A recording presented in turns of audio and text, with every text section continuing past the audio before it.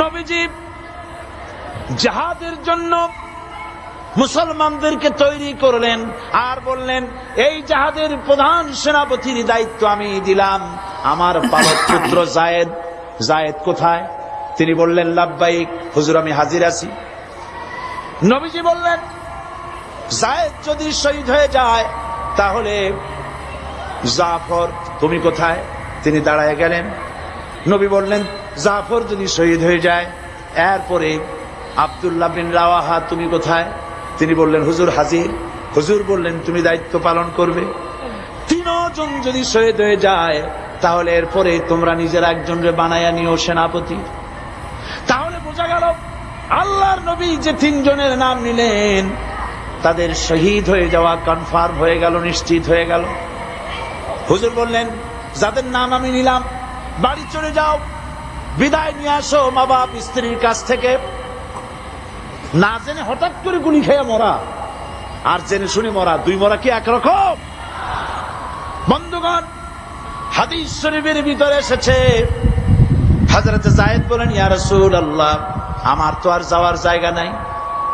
আমার আব্বা আপনি, আপনি আমারে হুকুম করেছেন, আমার মা আয়েশা ঘরে বসে শুনেছেন, আমার তো আর যাওয়ার কোনো প্রয়োজন নাই।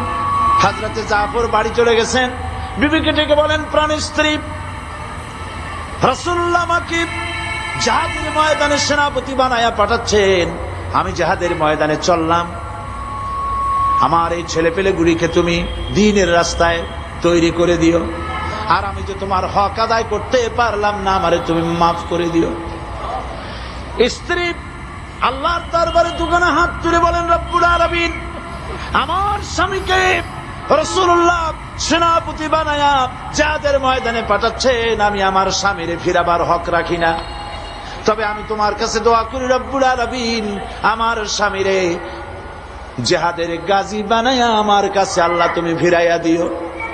হযরতে জাফর তরবারির উল্টা পিঠ দিয়া হযরতে জাফর নিজের স্ত্রীর হাতে মৃদু আঘাত করে বললেন, স্ত্রী গো, উল্টা দোয়া করো না। নবীজি আমার নাম 2 নম্বরে ঘোষণা করেছেন, আমার আগেও একজন আছেন, পরেও একজন আছেন। আজকের জিহাদে আমি যে শহীদ হব তাতে কোনো সন্দেহ নাই। উল্টা দোয়া করো না, রব্বুল আলামিন তোমার দোয়া মঞ্জুর করবেন না। হযরতে জাফর বিদায় সালাম দিয়ে রওনা করলেন, আর স্ত্রী কাঁদতেছে, পিছনে বাচ্চারা আব্বা আব্বা বলে দৌড়াচ্ছে। হযরত জাফর বীর মুজাহিদ রাসূলুল্লাহর দিকে অগ্রসর হতে লাগলেন। পিছনে তাকায় দেখলেন না কারা কান্দে, কারা দৌড়ায়। হযরত আব্দুল্লাহ, ওই রাত ছিল তার বাসর সজ্জা, নতুন বিয়ে করেছেন, বাসর সজ্জার রাত। তিনি চলে গেলেন নিজের বাড়িতে। বাড়িতে গিয়ে দেখেন রুমের ভিতর স্ত্রী তেলাওয়াত করতেছেন। তিনি বাইরে দাঁড়ায় বলছেন, স্ত্রী গো, একটু তেলাওয়াত থামাও, আমার একটু কথা শোনো। নবীজি আমাকে জিহাদের ময়দানে সেনাপতি করে পাঠাচ্ছেন, আমি চললাম। আমি তোমাকে দেখি নাই, তোমার কোনো হক আদায় করতে পারি নাই। আজকে রাত ছিল বাসর সজ্জার রাত, কোনো হক আদায় করতে পারলাম না, আমারে মাফ করে দিও। স্ত্রী বলছে, প্রাণের স্বামী, মেহেরবানি করে একটু ঘরে আসেন। রাসূলুল্লাহ আপনাকে জিহাদের ময়দানে পাঠাচ্ছেন, আমি অনুনয় বিনয় করে আপনাকে ফিরাবো না, একটু ঘরে আসেন। হযরত আব্দুল্লাহ বলেন, না, ঘরে আসবো না। ঘরে ঢুকলে পরে, তোমাকে দেখলে পরে আমার মনের ভিতরে ভালোবাসার সৃষ্টি হয়ে যেতে পারে, আমি ভিতরে আসবো না। স্ত্রী বলছেন, প্রাণের স্বামী, আল্লাহর কসম করে বলি, আপনাকে দেখলে পরে প্রেম নিবেদন করব না, দেখতে চাই শুধু এই জন্যে, আমি শুনেছি আপনি একজন সুদর্শন পুরুষ।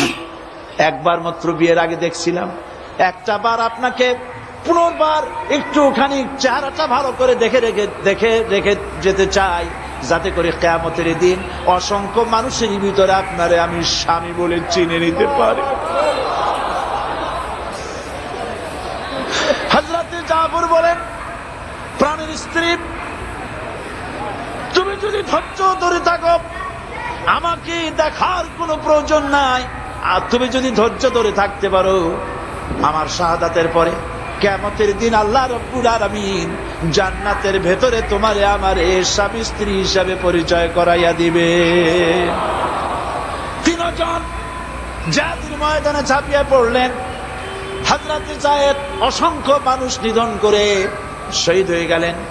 জাফর ইসলামের ঝান্ডা হাতে নিয়ে রওনা করেছেন। কাফেররা তারে ঘিরে ফেলল, ডান হাতে কোপ দিল, বাম হাতে পতাকা ধরলেন, বাম হাতে কোপ দিল। এবার দুইটা কাটা ঝুলানো হাত দিয়া পতাকা বুকের সাথে জড়ায় ধরেছেন। পাশের সাহাবীকে ডেকে বলেন, নবীর সাহাবী শোনো, আল্লাহর নবীকে বলে দিও জীবনের শেষ মুহূর্ত পর্যন্ত কলেমার পতাকা জড়ায় ধরেছি, মাটিতে পড়তে দেই নাই। আমার মনে হয় আমি এখন শহীদ হয়ে যাব, কারণ আমার নাকের মধ্যে আমি এখন আল্লাহর জান্নাতের সুঘ্রাণ পেতেছি। হযরতে জাফর শহীদ হয়ে গেলেন। হযরতে আব্দুল্লাহ বিন রাওয়াহা আর আবু উবায়দা দুজনে মিলে পতাকা ধারণ করার জন্য চলে এলেন। দূরের থেকে নজর করে পতাকা কে যেন উঁচু করে রাখছে। মনে মনে ভাবলেন আমরা যাওয়ার আগে ইসলামের পতাকা কে ধরলো। কাছে গিয়ে দেখেন হযরতে জাফরের পা কাটা, দুই পা কেটে কাফেররা দুই দিকে ফেলে দিয়েছে, দুই হাত কেটে দুই দিকে ফেলে দিয়েছে, দেহটা একদিকে ফালায় রাখছে, আর শূন্য মাথাটা, শুধু মাথা একদিকে পড়ে থেকে ইসলামের পতাকা কামড়াইয়া উঁচু করে ধরে রেখেছে। হযরতে আব্দুল্লাহ এবং হযরতে আবু উবায়দা দুজনে মিলে হাত পাও মাথা মস্তক একত্রিত করে কাফনের কাপড় পরাইয়া হযরতে আবু উবায়দা বলেন, হযরতে জাফরের পা থেকে শুরু করে মাথা পর্যন্ত চুমা খাইলাম, কবরের মধ্যে শোয়াই দিলাম। রাতের বেলায় আমি যখন ঘুমাইছি স্বপ্নে দেখি হযরত জাফর আল্লাহর জান্নাতের ভিতরে ফেরেশতাদের সাথে উড়ে বেড়ায়। আমি প্রশ্ন করলাম, জাফর আল্লাহ রাব্বুল আলামিন তোমার সাথে কি ব্যবহার করলেন? হযরত জাফর বলেন, ভাই আবু উবায়দা, আল্লাহ আমাকে জান্নাতের নাজ নেয়ামত দিয়ে বলেছেন, জাফর তুমি আমার কাছে আর কি চাও? আমি বলেছি আল্লাহ কিচ্ছু চাই না, আর একবার জমিনে পাঠায় দাও, তোমার দিন কায়েমের জন্য কাফেরদের বিরুদ্ধে লড়াই করে জীবনটা আর একবার দিয়ে আসি।